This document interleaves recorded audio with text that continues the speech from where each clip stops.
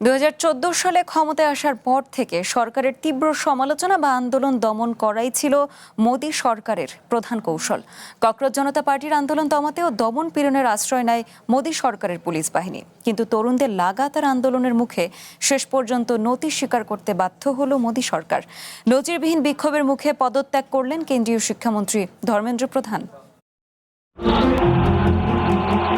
12 বছরের শাসনামলে গণদাবির মুখেও কখনোই নতি স্বীকার করেনি প্রধানমন্ত্রী নরেন্দ্র মোদীর সরকার। কিন্তু জেনজি প্রজন্মের আন্দোলন এবার সেই ক্ষমতার ভিত নাড়িয়ে দিয়েছে। ব্যাপক বিক্ষোভের মুখে শেষ পর্যন্ত পদ ছাড়তে বাধ্য হলেন মোদী সরকারের জ্যেষ্ঠ মন্ত্রী ধর্মেন্দ্র প্রধান।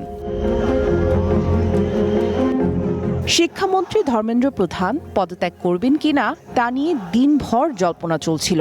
নয়াদিল্লির রাজপথে তরুণদের প্রতিবাদী স্লোগান সরে দাঁড়াতে বাধ্য করল কেন্দ্রীয় শিক্ষামন্ত্রীকে। একদিকে একে ভারতের তরুণ প্রজন্মের ঐতিহাসিক বিজয় হিসেবে দেখা হচ্ছে, অন্যদিকে ওড়িশার প্রভাবশালী এই বিজেপি নেতার সরে দাঁড়ানোকে মোদী সরকারের জন্য বড় এক রাজনৈতিক ধাক্কা হিসেবে দেখছেন বিশ্লেষকরা। প্রথম দিকে আন্দোলনকে তেমন একটা আমলে নেয়নি মোদী সরকার, কিন্তু ধীরে ধীরে পরিস্থিতি নাগালের বাইরে যেতে থাকে। এর মধ্যে পুলিশের দমন পীড়নের মুখে নিজেদের দাবি দাওয়া পূরণে আরও অটল হয়ে ওঠেন আন্দোলনকারীরা।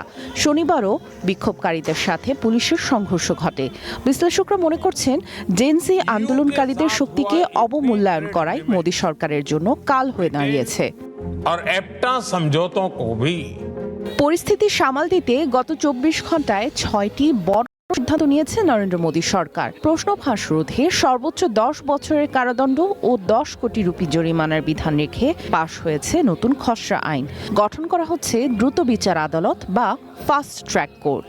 এরই মধ্যে সরিয়ে দেওয়া হয়েছে শিক্ষা সচিবকে, বরখাস্ত করা হয়েছে পরীক্ষা নিয়ন্ত্রক সংস্থা এনটিএ-র 47 জন কর্মকর্তাকে।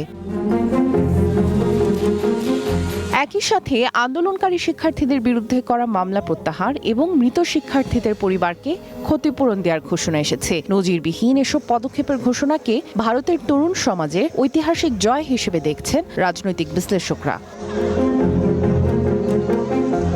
এর আগে 2018 সালে মিটু আন্দোলনের সময় নারী সাংবাদিকদের আনা যৌন হয়রানির অভিযোগে পদত্যাগ করেছিলেন পররাষ্ট্র প্রতিমন্ত্রী এম.জে. আকবর। তবে মোদী সরকারের 12 বছরে কোনো পূর্ণ ক্যাবিনেট মন্ত্রীর পদত্যাগের ঘটনা এই প্রথম।